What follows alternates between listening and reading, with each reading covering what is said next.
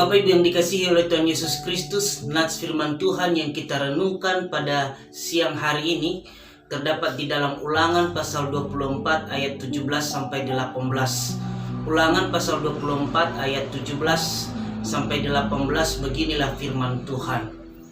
Janganlah engkau memperkosa hak orang asing dan anak yatim, juga janganlah engkau mengambil pakaian seorang janda menjadi gadai.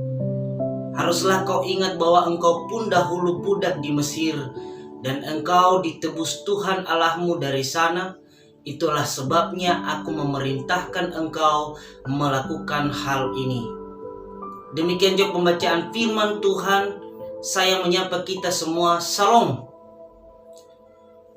Tema renungan kita pada hari ini adalah solidaritas terhadap orang miskin. Sekali lagi, solidaritas terhadap orang miskin.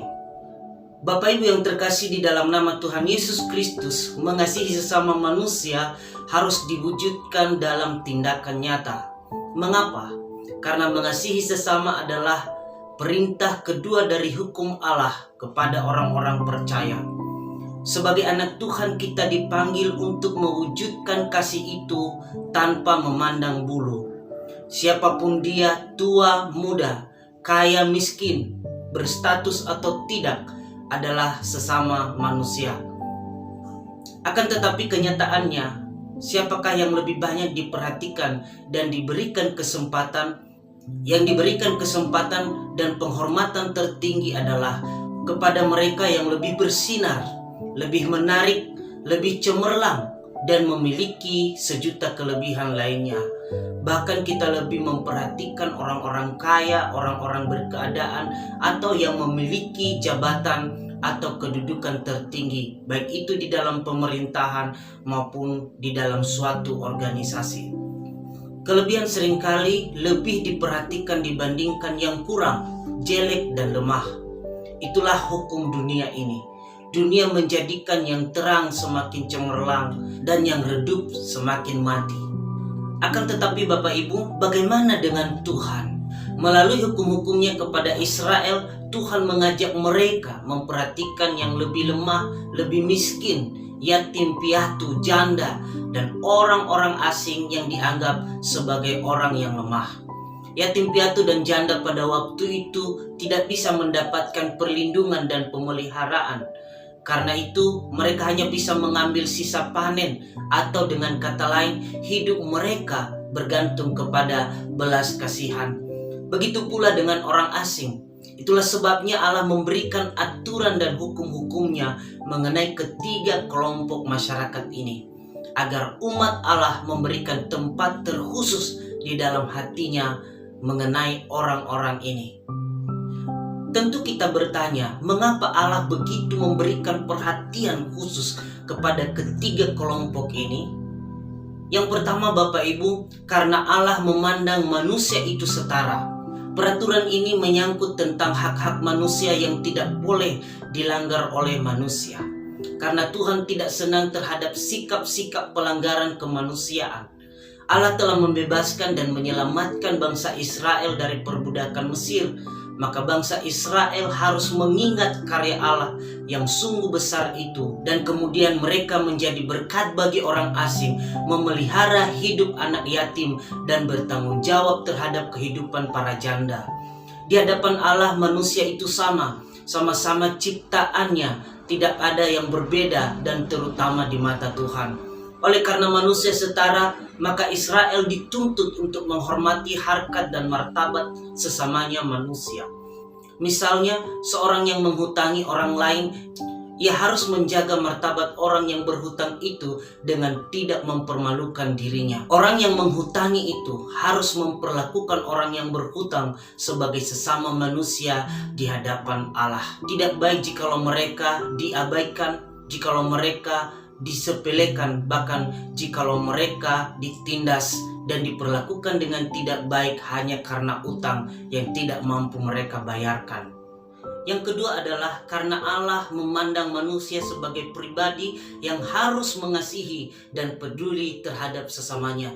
Manusia diciptakan sebagai makhluk sosial yang tidak hidup sendiri tanpa kehadiran orang lain. Sebagai makhluk sosial, manusia harus hidup saling memperhatikan.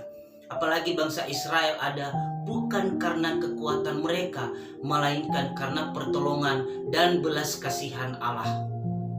Pada pasal 24 ini Allah sampai 2 kali mengingatkan bangsa Israel bahwa mereka dahulu adalah budak di Mesir. Yakni di ayat 18 dan 22 mengatakan, harus kau ingat bahwa engkau pun dahulu budak di Mesir dan engkau ditebus Tuhan Allahmu dari sana. Itulah sebabnya aku memerintahkan engkau melakukan hal ini. Ingatan akan pembebasan bangsa Israel dari bangsa Mesir haruslah diingat dan ditanamkan selalu di dalam hati mereka. Dan ingatan ini tidak hanya berlaku untuk mereka saja, tetapi untuk keturunan-keturunan mereka selanjutnya.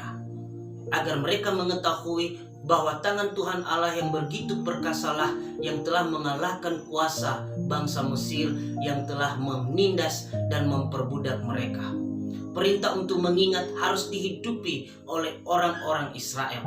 Allah sudah bertindak di dalam kehidupan mereka, maka Israel dipanggil Allah untuk menyatakan kasih dan kepedulian kepada sesama mereka, karena Allah telah lebih dahulu mengasihi dan memperdulikan kehidupan mereka dari penderitaan dan kesesakan mereka. Bapak Ibu yang dikasihi oleh Tuhan Yesus Kristus, berbicara masalah ingatan merupakan hal yang terpenting bagi bangsa Israel, karena mereka adalah bangsa pilihan dan ini merupakan identitas diri mereka. Mereka harus benar-benar memahaminya. Tujuan Allah supaya mereka menunjukkan bahwa mereka adalah bangsa yang berintegritas, bangsa yang berkarakter, dan mereka bangsa yang bisa menjadi berkat bagi bangsa-bangsa lain yang belum percaya kepada Allah.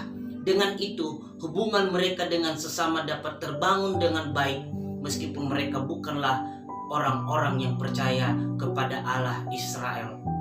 Yang ketiga adalah karena Allah adalah Allah yang adil dan benar. Allah memperlakukan ciptaannya dengan baik dan benar, dan Israel telah terlebih dahulu diperlakukan baik oleh Allah. Maka saatnya mereka berlaku baik kepada sesamanya, sehingga keadilan Allah itu dapat ditegakkan. Dalam diri bangsa Israel harus mewujudkan sifat-sifat Allah yang adil dan benar. Ingatan umat Tuhan harus jelas untuk selalu memelihara sesamanya. Dikatakan, jangan engkau memperkosa hak orang asing dan anak yatim. Juga jangan engkau mengambil pakaian seorang janda menjadi gadai. Mengapa? Karena mereka juga pernah merasakan hal yang sama ketika mereka berada di perbudakan di Mesir. Tuhan membebaskan mereka karena Allah melihat ketidakadilan yang dilakukan bangsa Mesir kepada umatnya. Dan Tuhan tidak ingin umatnya melakukan hal yang sama, karena ia tidak senang dengan perbuatan kejahatan kemanusiaan, ketidakadilan, dan yang melupakan perbuatan Allah pada hidup seseorang tersebut. Bapak Ibu yang dikasihi oleh Tuhan Yesus Kristus, kerinduan akan hadirnya suasana hidup rukun dengan sesama adalah harapan dan cita-cita orang beriman. Orang beriman adalah orang yang hidup kesehariannya berdasarkan kehidupan di dalam Kristus Yesus dan percaya setiap hari bahwa Roh Kudus bekerja untuk mendatangkan kerukunan bagi semua orang-orang yang percaya bahwa umat Kristen tinggal di dalam Yesus Kristus. Sesuai dengan tema kita hari ini adalah solidaritas terhadap orang miskin. Apa yang hendak kita lakukan sebagai orang-orang percaya hari ini? Yang pertama, marilah kita memiliki prinsip bahwa manusia itu setara. Kita boleh saja berbeda dari segi status sosial, budaya, warna kulit, pendidikan, ekonomi, dan lain sebagainya. Tetapi kita harus memiliki prinsip bahwa kita semua setara. Oleh karena kita setara, maka marilah kita saling menghormati harkat dan martabat sesama kita. Jangan kita saling merendahkan oleh karena perbedaan status sosial dan kehidupan kita. Apalagi kalau mereka sebagai anak yatim, janda, dan pendatang, kita harus menunjukkan bahwa mereka adalah pribadi yang sama dengan kita. yang memiliki perasaan dan harga diri, sehingga patut kita memberikan hormat dan penerimaan yang baik dengan mereka.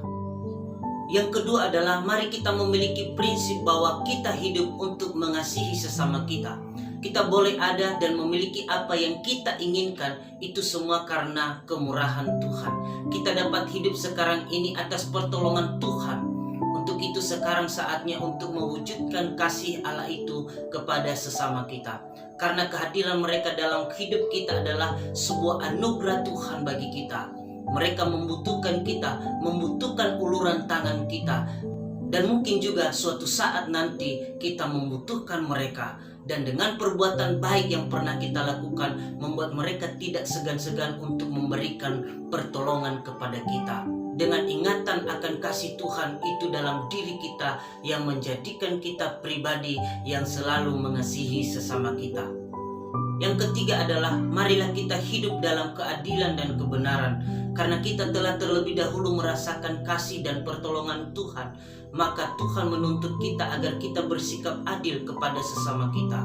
Meskipun anak yatim, janda atau orang asing hidup bergantung kepada belas kasihan, tetapi jangan dengan keberadaan mereka itu kita memanfaatkan mereka dengan cara memperbudak, mengeksploitasi hidup mereka demi kepentingan kita. Marilah kita bersikap adil dan benar. Sikap sewenang-wenang sangat ditentang Allah. Maka jangan kita melakukan kesewenang-wenangan itu kepada sesama kita. Bayangkan jikalau dalam diri Anda hal tersebut diperlakukan, pasti Anda akan menjerit. Dan kalau kita merasakan apa yang dirasakan oleh orang lain, maka kita tidak berani melakukan hal yang keji seperti itu. Oleh sebab itu Bapak Ibu, marilah kita terus hidup berdampingan dengan siapapun. Karena dimanapun kita berada, anak yatim, janda dan orang asing akan selalu ada bersama dengan kita. Memperhatikan mereka adalah perbuatan yang mulia dan baik di hadapan Tuhan dan di hadapan manusia. Mereka selalu ada bersama dengan kita. Itu adalah sebuah anugerah Tuhan untuk mengingat bahwa kita juga pernah merasakan kasih dan pertolongan Allah di dalam hidup kita. Tuhan Yesus memberkati kita semua. Salam.